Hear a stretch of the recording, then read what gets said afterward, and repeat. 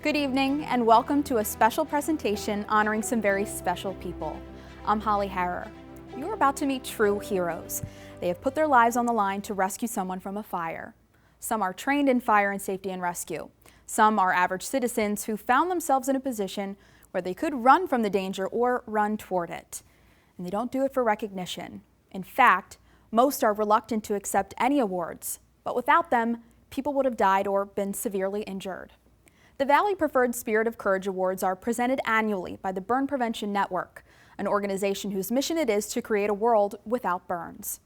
As a reporter with WFMZ TV, I covered many of these stories and witnessed their tragedy and devastation, as well as their triumph.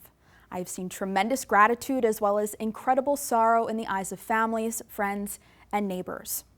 The stories you are about to see tell of people facing intense heat and choking smoke, many without special firefighter gear, of police officers, EMTs, and firefighters who respond to every call, never knowing what lies in wait, of burn survivors who must draw upon incredible courage and resilience to not only survive, but to thrive. The Spirit of Courage Awards program is made possible by Valley Preferred, providing innovative programs to improve healthcare delivery, Lehigh Valley Health Network, and other generous sponsors and donors. You can find the full list at burnprevention.org. Our first Spirit of Courage story starts with two volunteer firefighters doing what many of us would be doing on a summer evening, maybe running some errands. Congratulations to Andy Carr and Matt Fredericks. My fiance and I were driving up Route 248 in Palmer Township, and when we came to the intersection of Newburgh Road, I saw all sorts of commotion and a car appeared to be in an accident, a few cars in front of us. And I was like, my gut said, here we go. Like, oh no. I recognized Andy's work vehicle. He had his lights on it and he went by. As I got out of my truck, you could hear the people screaming from inside the vehicle. We got to the back of the minivan and we were able to force open the trunk hatch, and then at that point we did notice there were two victims inside the car.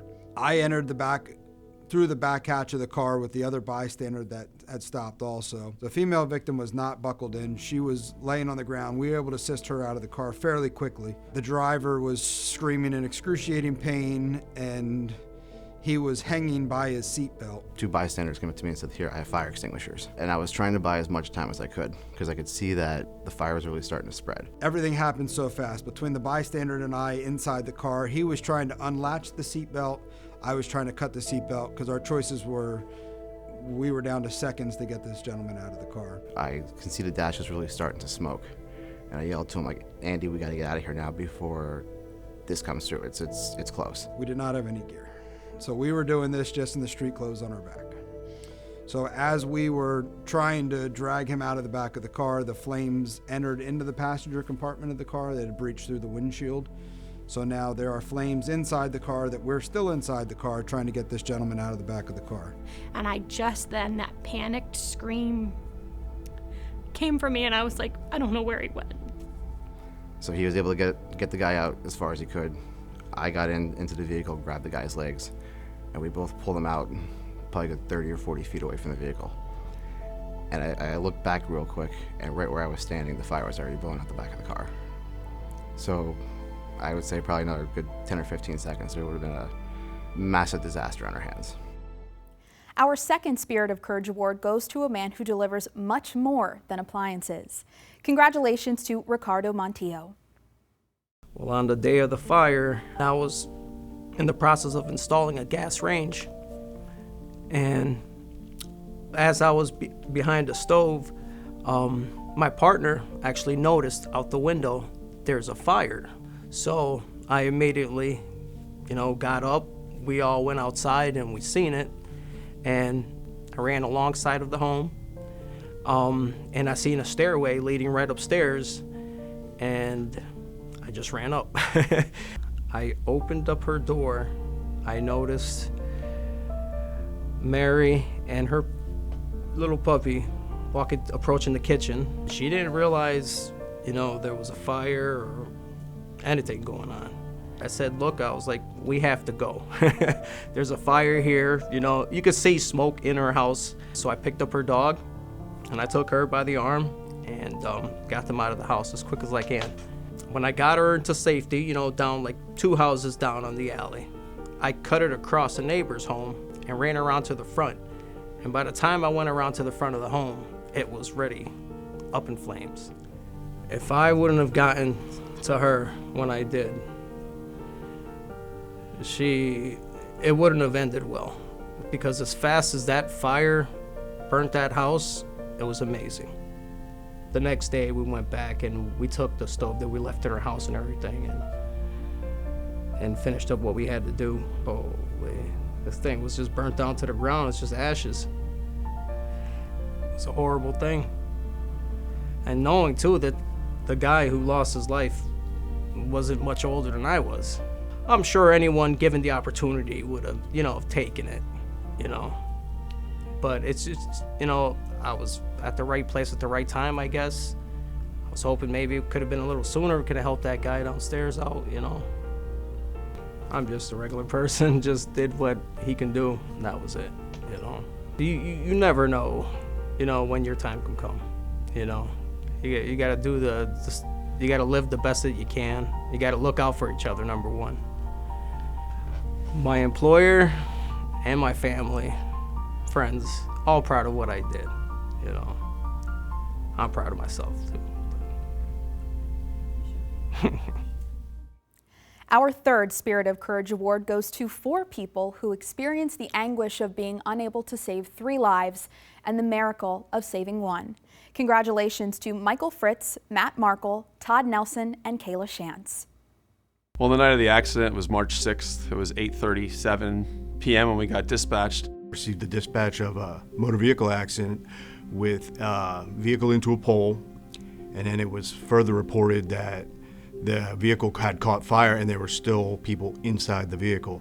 We knew right away that something was off, just the way it was dispatched. I was on scene probably within 30 seconds. It was, as you would imagine, pretty chaotic. And it was pretty obvious right off the bat that this was, you know, very, very serious. When we got there, the car was very much on fire. The tree was on fire, the wires above it were starting to catch fire. It was very dangerous. There was a lot of fire. And the fire was moving back into where the people were trapped.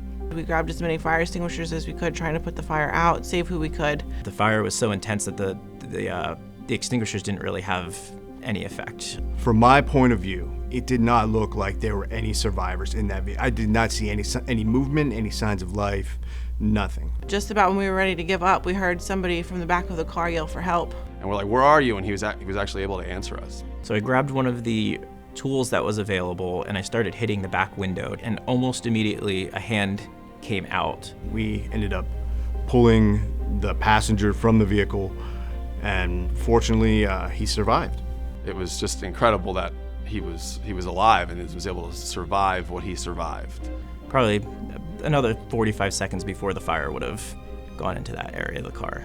I can't emphasize enough the teamwork and that comes together to work through something like this. It's not a one-person thing at all. It was a very tragic story. Unfortunately, 3 people lost their lives that day. I think if we wouldn't have gotten there as quickly as we did, I don't think Brandon would have made it either. To hear that he was discharged and went to rehab and then eventually went home to his family, it was a miracle.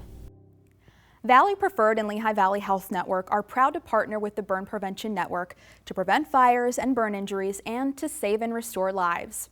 Earlier this year, artists transformed a 183-foot-long outdoor wall at Lehigh Valley Hospital Cedar Crest into a sanctuary of healing and reflection for burn survivors, their families, and all patients and staff.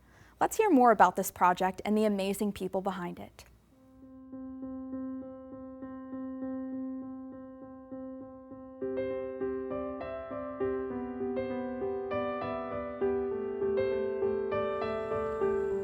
We created a mural in our operating room that's specifically used for our burn patients. That idea created a safe place. It reduced anxiety. Every inch is covered with beautiful artwork. And we wanted to take that same principle, that same idea, and bring it out to the outdoors where people could take themselves, their families, and relieve their anxieties and collect their thoughts, be with their loved ones, and even get away from us, our healthcare providers. From the beginning, the whole concept was healing, calm, comforting, and inviting for all of the patients and the staff. The involvement of the burn patients, they sort of guided us and inspired us as to what they wanted to see. But I think if it wasn't for them, I don't think we all would have stuck with it and this project wouldn't have happened. I think they all stayed inspired, Joe stayed inspired, Bill Kent. The wheels kept turning because of them. Art does have healing powers. It's absolutely true. It's part of our brain that just relaxes when you see, have that visual connection. So my hope would be, as people see this and experience this, as they walk down the street or they see the trees, or you're driving on 78 and you see the hills, you creates more interaction with life beyond this courtyard. It was important for me because, you know, as a patient, we don't see anything outside of our little hospital bed in our room, and I wanted to give the patients and, you know, myself a little inspiration and just, you know, something to say, you know, we're thinking about you too, even though you're, you know, stuck in the hospital. You know, it's just, there's just nothing like the loss that a burn survivor goes through. You have to have something to connect with. And that's what this is all about, a connection that we can find. That's what this is. This is a kind of like a guarantee that it'll get better.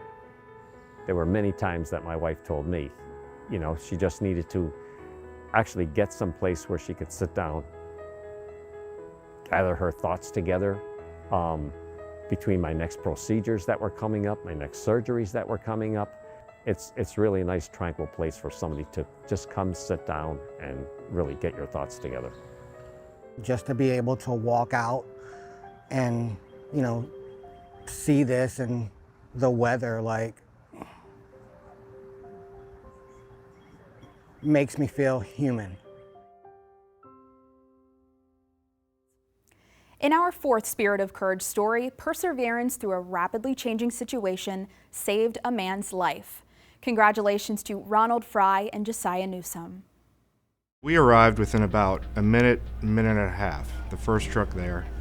And it was a corner property. It was a laundromat on the first floor with apartments above it. Reports came over the radio that there might be kids trapped upstairs. We came up to the side, and as I get up to the front of the building, the chief says, I need you to get up there and search. Made my way upstairs, and it was really, I mean, you couldn't see in front of your face. It was total darkness. As I got up to the top of the stairs, there was no visibility, just dark, inky smoke banked to the floor. Crawled back the hallway till I got to the rear apartment, where I found a locked door, and like I said, zero visibility. Once I chopped around the doorknob and got entry into the room, I started a search. I was looking for children, so I was trying to search small, looking under the bed, under the covers, in the closet. I got into the back room, and like I said, I'm expecting children, and I just found a grown man.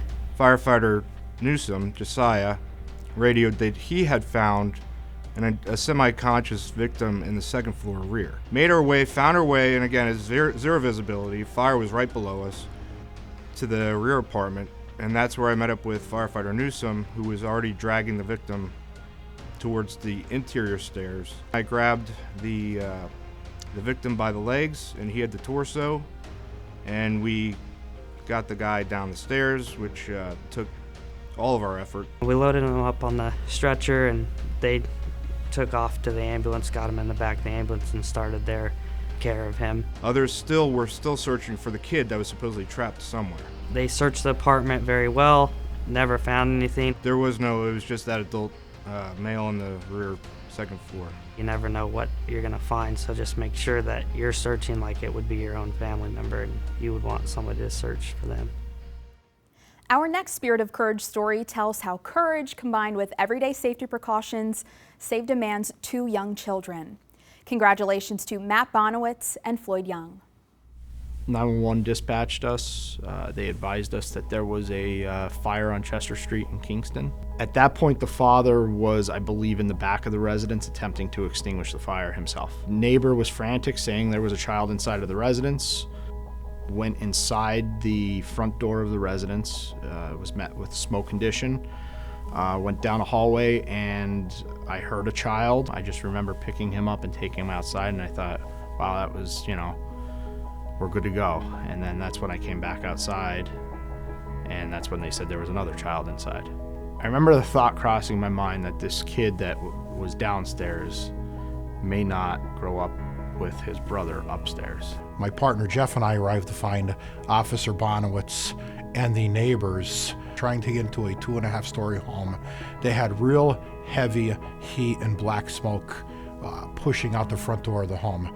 There is no way, no matter how hard they tried, they were going to be able to get through that smoke without some protective equipment. Officer Bonowitz came running up to me. He told me that they had already removed a child from the first floor, but there was still a child on the second floor. Everybody's worst nightmare, children above a fire, right? The father was pointing to an area, and I remember Floyd saying, "Your son, that bedroom, that window." And he said, "My son sleeps in that bedroom." Matt and I grabbed a ground ladder and threw the ground ladder to the second floor of the home. Because that dad was able to tell us what room the child was in, the first room we laddered, I took an axe and smashed out the window, jumped in, did a really fast search. During the search, you could hear the child crying.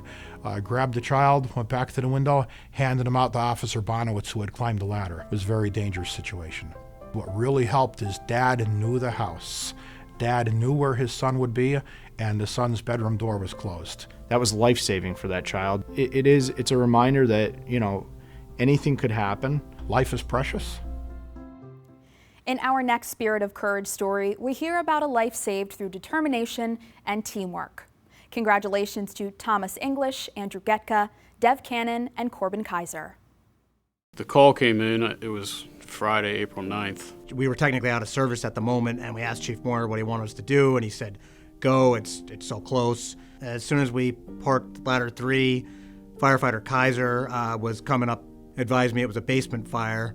And as soon as we opened the front door, smoke was banked down to the floor, pretty much lights out conditions, we call it. I think the report changed about 3 times in the first 2 minutes of the call, whether or not we had somebody in there. Firefighter Kaiser and Lekwinko were working the second floor bedrooms already. So everything in the basement up until this time was going according to plan. The fire was knocked down, the doors were open, so smoke was starting to vent out. We had searched the basement, didn't find any people, didn't find anything, and no other fire. Somewhere right around that time, firefighter Kaiser got on the radio and said, "I have a victim on the second floor. We're going to try and bring him down the stairs." Lieutenant Getka, who I was driving, had come up, and he suggested try putting her onto a sheet so that we could carry all 4 corners of the sheet. One of the guys said, "Hey, I think she stopped breathing." And then I was like, okay, well, we got to go.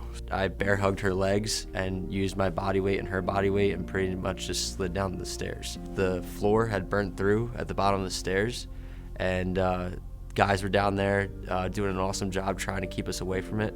Got her outside and then got her into the care of EMS, and they did their job and brought her back. My mentors and chiefs and instructors have ingrained into myself and my classmates, and be able to put that to work and have a favorable outcome for one of our citizens that's still with us today, because we were able to function as a team and get her out of her worst day. I love this job. It's the best job in the world. By the time firefighters got to the scene of a fire in Upper Macungie Township, the home was fully involved. Congratulations to Matt Sadrovitz for doing everything possible to save the victim. From maybe 2 blocks out, you can see that this is a white house and that there's fire coming out the windows on the second floor. So immediately you know that this is something that you're going to have to go to work, and a significant amount of work is going to have to go into this. When we got there, we could actually only open the door about 6 inches. So I noted that there was a buildup of boxes and almost like a hoarding type condition behind. I was able to get myself inside, start removing the debris so we could get that door open. I could not see it all while I was standing up. As I dropped to my knees, I actually had to push my face to the floor to be able to see some clean air probably about 8 or 10 inches off the floor, and all I could see was the floor and boxes. I was able to take a thermal imaging camera, which helps us look through the smoke at walls, at heat signatures, things of that such. As I swept around the room, I noticed that I found the stairs that was actually right in front of me. So I ascended the stairs. I noted that there was a significant amount of fire that was coming from what may have been a bedroom, and that kind of caught my eye for a second. And as I'm taking the stairs, I'm looking at this to my left, and as I looked over, there was a man sitting on the stairs with a green garden hose in his hand, who was actually putting water on the fire and keeping it at bay from burning him any more than he already had been. He appeared to be unconscious. It almost looked as if he was trying to save his own home. I put myself between this gentleman and the fire. To give you a reference, I'm 5'11" and about 200 pounds. This gentleman would have towered over me and was significantly wider than I was. So it was a significant effort on my part to try to get him turned around, get underneath his arms, pick him up, and bring him across the landing and back down the stairs.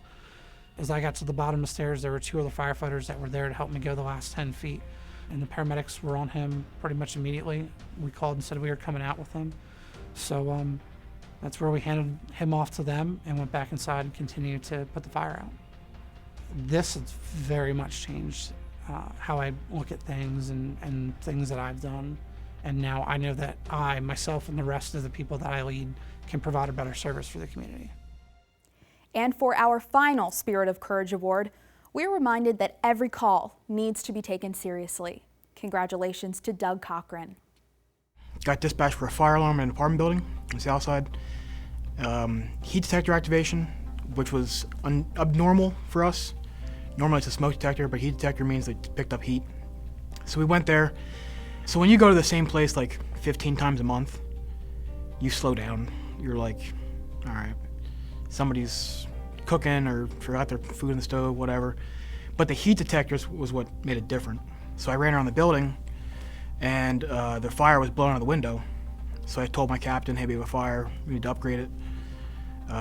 Spent like a minute or 2 trying to find the door to the apartment. At that time, the engine was pulling up behind me. So the door was locked, both doors were locked, even the screen door, which is a big clue, because who locks their screen door and leaves the house? So I forced both doors, went inside. I could see like waist level in the kitchen. They put the fire out from the window, and then when the fire is burning, free burning, you can see a little bit. And then as soon as that hose line opened, you couldn't see anything. Couldn't see anything, the heat got worse. Went into the kitchen, made a right into the living room, made another right, and I hit her with my kneecap. And I was like, oh, that feels like something. And I reached down, I gripped her leg, and I'm like, oh, that's actually a person. So I put a priority message out, but I drug her out. I passed her off to my lieutenant at the door. Went back in, continued the search. Bulk of the fire was knocked, and they got pulses back on her, I believe, at the scene. I think she was intubated for like 28 days, something like that. But to my knowledge, she made it, from what I was told. There was about 75 people standing outside, and no one called 911. Not a single person. Like sometimes you'll get a call saying the building's on fire and there's nothing going on, but this time there was a building on fire with somebody inside, and no one called. It was a big moment, it was. When you train really hard to do exactly what you're trained to do, and you actually pull it off, it's a pretty cool feeling. With the help of generous donors and sponsors, the Burn Prevention Network is proud to provide the Valley Preferred Spirit of Courage Awards, now in their 16th year, along with burn prevention and support services. The Burn Prevention Network has provided education and materials to fire services, first responders, educators, and healthcare providers for more than 35 years. These efforts reach 800,000 people and 900 elementary and middle schools every year. A hallmark of services is Camp Susquehanna, a summer camp for young burn survivors. Camp Susquehanna is a magical place. Kids can just be kids, not kids with scars. Here's what they have to say about it. It's not like you think it's gonna be like scary or stuff like that, but it's actually, once you get there, you realize how fun it is, and like all of the stuff you're worrying about, it'll all get taken care of by like the counselors or stuff like that, and you're safe out at all times too. The reason why I keep coming back is because if I don't come back, I won't be able to see my friends and my camp family.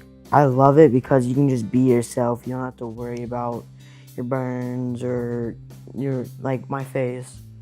You don't have to worry about it because no one will judge you at all. All of the things that they do relate to their life skills. So we want them to have fun. We want them to do things and maybe expand their experiences and do things that they've never done before.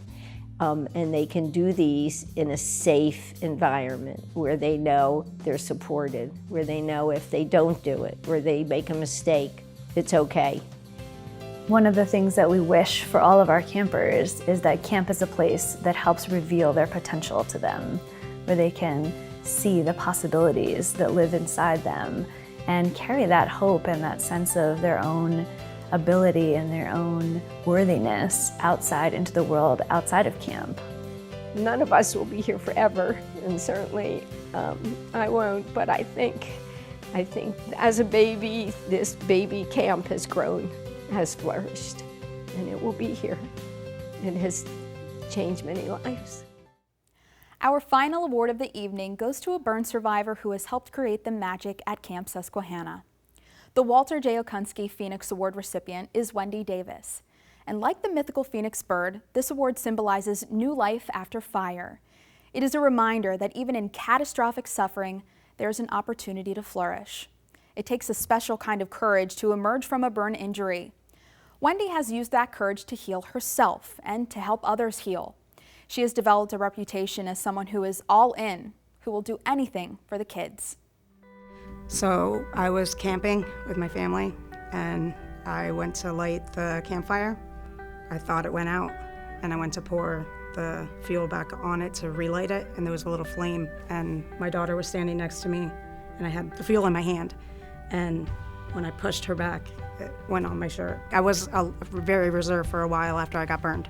I didn't really go out. I couldn't take the staring. I met Wendy in July 2017. She was actually visiting a patient that I was taking care of. My friend, Julie, she had a house fire. Her husband is a burn survivor. I just wanted to help her. Wendy sort of came around and sort of healed herself by helping somebody else. She had asked me to go to the support group with her. Liz Hess was the head of the support group. She was like, come to camp. So I signed up. Camp is amazing. Like, they have so many things for the kids to do. If you just look at the pictures of their faces, like how happy they are, it changes them. It changes everyone. There are so many things that make Wendy special. She dove in with both feet and her entire body. One of the girls decided that she was gonna do the polar plunge. So we jumped in. Some of these kids, you see what they can do, and it's like, if they can do it and they're so little, I don't know, they're so resilient, it's inspiring. We have a campfire. And there was one girl standing back. I'm standing back with her, and I told Michelle, I am terrified right now. And then the girl says, I think I want to go up and do it. They walked up to that campfire and both of them roasted marshmallows together. Wendy and her high-fived each other and was like, we did it! I have never been more proud of somebody in my life. Like, you just conquered a major fear and you helped a camper do the exact same thing. When she came home, she immediately started asking how she could help in other ways. We went up and down the streets in Jim Thorpe, and every single person we asked donated. It was amazing. Camp would not exist without people like Wendy. I'm blown away by her dedication and enthusiasm. There's so many people that I've met across this that they're amazing. I love it. The Valley Preferred Spirit of Courage Awards are about selflessness, sacrifice, and overcoming insurmountable odds. They are about the heroes we celebrate tonight and the ones we are all capable of becoming. Our community fire departments need your help. If you are inspired by tonight's stories, consider finding out how you can become part of your local fire company. We invite you to join us on WFMZ.com on December 2nd for a special live stream where you will hear more about these amazing heroes. You can learn more about the vital work of the Burn Prevention Network at burnprevention.org. Good night, everyone, and please stay safe.